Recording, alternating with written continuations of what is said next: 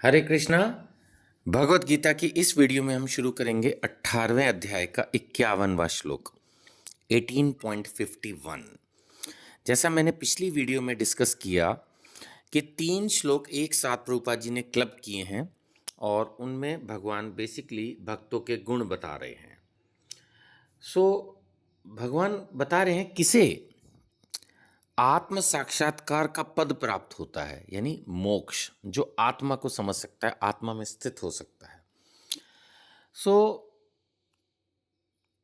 ईमानदारी से अगर मैं बोलूं तो भगवान ये बातें पहले भी कई अध्यायों में कई बार बता चुके हैं।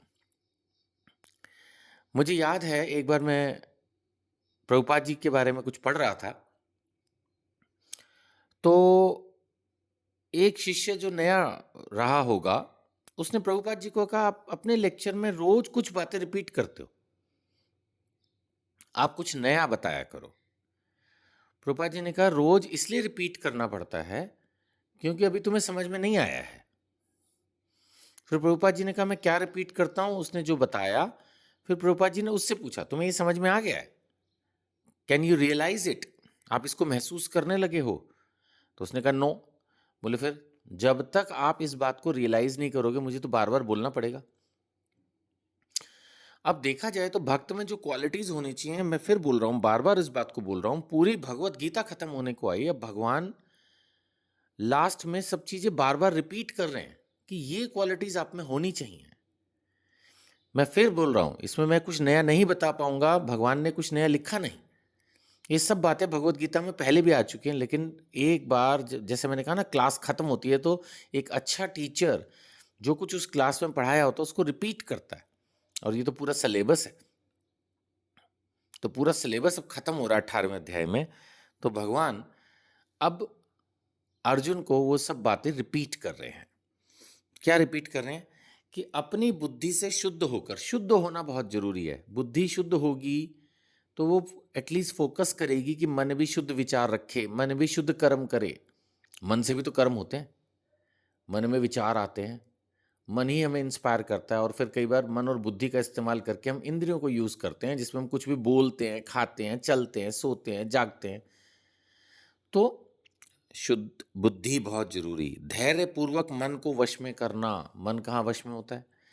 पूरा भगवत गीता में स्वयं भगवान ने कहा कि हाँ, मैं मानता हूं कि मन बहुत चंचल है, तो धैर्य की जरूरत है, और धैर्य पूर्वक शब्द यूज किया है, यानी मन को वश में करने में एफर्ट करना पड़ेगा।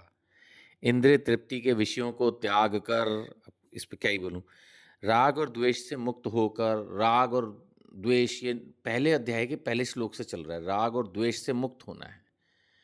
राग होता है मेरा, मेरे, जो कुछ मिले मुझे मिल जाए। द्वेष होता है दूसरे को कुछ मिल गया जिसके लिए वो एलिजिबल भी था तो भी उससे ईर्ष्या की फीलिंग रखना, इसको ना मिल जाए, द्वेष। तो भगवान कह रहे, राग और द्वेष से मुक्त होकर जो व्यक्ति एकांत स्थान में वास करता है, एकांत का मतलब फालतू की जगहों पे नहीं जाता, एकांत का मतलब जरूरी नहीं कि भगवान कह रहे हैं कि वृंदावन मथुरा में जाके वास करो, हरिद्वार में वास करो। एकांत का मतलब अपने में रहता है, और ऐसी जगह पे रहता है जो भक्ति के अनुकूल है, ना कि हमें भीड़ भाड़, पार्टी शार्टी है, टाइम वेस्ट जगह का, प्लेस, ऐसी जगह पे नहीं होता है वो। थोड़ा खाता है, इसका मतलब ये नहीं है कि कुछ भी खा लेता है, जहां तक हो सके भोग लगा के ही भगवान का भोजन कर रहा है ना, प्रसादम ही लेता है। थोड़ा खाते का मतलब ये है, और हाँ, थोड़े खाने का मतलब थोड़ा खाना भी है, ये नहीं है कि 8 चपाती बैठ के खा रहे हैं। अगर पहले ऐसा था भी तो अब थोड़ा सा तो त्याग और उस तरह का जीवन होना चाहिए। तो हम जो टोटल फूड की क्वांटिटी ले रहे हैं वो भी थोड़ी तो कम करनी चाहिए। फिर शरीर, मन और वाणी को वश में रखता है। वाणी, इसमें मैं कहूँगा मन को वश में करानी तो वाणी वश में ना आएगी, तो वाणी भी वश में करनी बहुत जरूरी है। वाणी की तपस्याएं हम 17वें अध्याय में पढ़ चुके हैं, अब चाहे तो वहां जाके रिपीट कर लें। भगवान सब चीजें अब संक्षेप में दोबारा बोल रहे हैं। शरीर, मन और वाणी को वश में रखना है, सदैव समाधि में रहता है। समाधि में रहने का मतलब भी फिर वो नहीं है जो हम समझते हैं। समाधि में रहने का मतलब है अपनी इंद्रियों को कंट्रोल करके रखना, पूरी तरह से फोकस्ड, शांत, स्थिर। एक था ना वो दूसरे अध्याय में, स्थित प्रज्ञ, हिलता नहीं, विचलित नहीं होता, समाधि में रहता है। पूर्णतया विरक्त, विरक्ति बहुत जरूरी। फिर मिथ्या अहंकार, मिथ्या शक्ति, मिथ्या गर्व, इन सब चीज़ों से मुक्त रहता है। अहंकार के बारे में हमने कितनी बार चर्चा कर ली है। भगवान नहीं चाहते आप में किसी तरह का अहंकार हो। भगवान चाहते हैं कि मेरा भक्त एक सरल व्यक्ति हो। मिथ्या शक्ति, मिथ्या गर्व, फिर काम क्रोध, इससे मुक्त हो। काम कितना आप जानते हो महत्वपूर्ण है। किस सेंस में महत्वपूर्ण है कि ये नहीं होना चाहिए, है ना।